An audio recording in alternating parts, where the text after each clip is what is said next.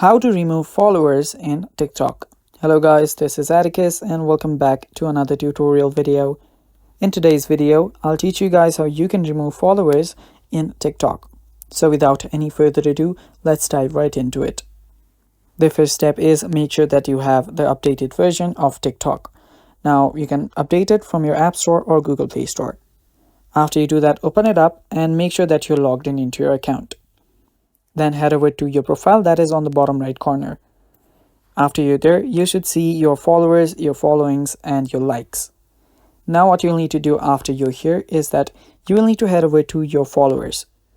Tap on the followers list and there you should find the followers.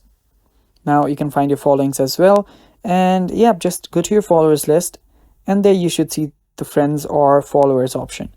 Simply tap on the option where it says three dots. And after you tap on the three dots, you'll get this option where you can just remove this follower. Tap on remove this follower and then confirm it. Tap on confirm and there we go.